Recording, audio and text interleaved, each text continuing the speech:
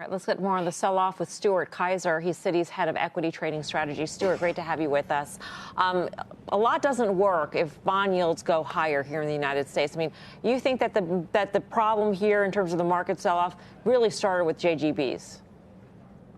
Yeah, Melissa, I do. I mean, I think you had JGB yields moving higher. You did have, obviously, the tariff from Greenland headlines. And then also you had, look, positioning was quite long, and you had a nice kind of cyclical rally to start the year. So I think investors were not looking to hang around once they got that kind of bad news. But of the three, we do think the global bond yields was a number one risk. And frankly, I think that's been a risk that's really been in the background probably since July of last year, when 30-year yields in the U.S., UK, Germany and Japan all got above 3% for the first time in history, basically. So this has kind of been a simmering risk in the background, and decided to kind of to rear its head this week. How long do you think this lasts? I mean, when we take a look back at Liberation Day and that low that we saw, that was a great buying opportunity. Are we going to look back at a day like today and think the same?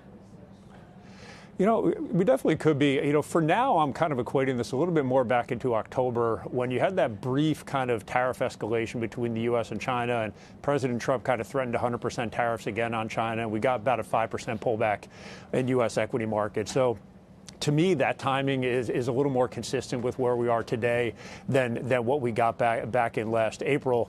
We'll have to see. Obviously, headline risk is going to be, going to be quite elevated as we go into Davos, et cetera. But for now, I think we're thinking about this a little bit more, like October on the tariff side of thing. The JGB yields, that's something that can be a little persistent. If those yields start to rise and we start to see them, spill over a little bit. You only had the U.S. 30-year up 8 basis points today. Gilts and bunds didn't move as much. If that kind of starts to cascade, I think that is the risk I'd be worried about, that could be a little bit more persistent and a little more damaging to markets. Yeah, Stuart, I'm glad you mentioned that, because I watch that more than anything, is the fact that, again, yields in Japan every day seemingly a new record high on the backdrop of a currency today, notwithstanding, that's been weakening right before our very eyes. And at some point, you're looking at, we saw in July of 2024, if you remember, into August of that year, when the whole trade unraveled. This is a little bit different this time because of the bond market. But speak to that. I mean, the fact that it can make its way to our shores very quickly.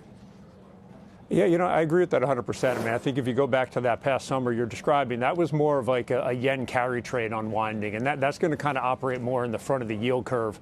We haven't seen that metric kind of start to blow out, that vol to carry ratio on the yen. To your point, what we've seen is the 30-year and the bond term premium kind of continue to rise. It would definitely be concerning to us if we saw the yen volatility, really kind of inflect higher, because then you sort of have both the front and the long end of the curve operating from a negative risk perspective. So I agree with you. We've got our eyes on both of those things.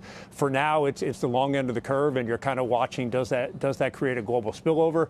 And then obviously got your other eye kind of on that yen carry trade and see if that starts to dislocate. But for now, I think pretty comforting to see that the currency side of that hasn't been activated as a risk.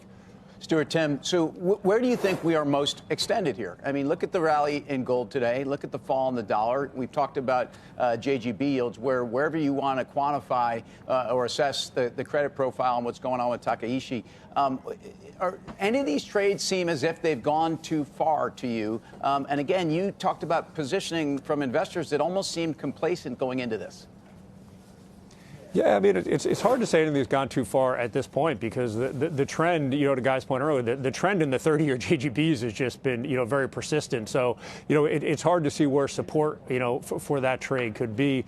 In terms of U.S., I mean, I think Karen mentioned we haven't really seen, the VIX move all that much. Today felt like more of a positioning type sell-off, right? It was tech, it was Mag 7 that underperformed, and actually, significantly underperformed IWM. You actually had a day where small cap was up and cyclicals did okay, but it was really staples and IWM were the two best performers. So I don't know, looking at it today, that I would identify anything that, on a tactical basis looks extremely oversold, which, for that reason, I do think you want to be kind of a little bit cautious going into the overnight, because I don't see like massive dislocations. I think Karen mentioned Amazon moved about $9. It's a nice move, but, that's not a, just close your eyes and buy type level. And I think it's hard to identify any assets that would fall into that category, sitting here today.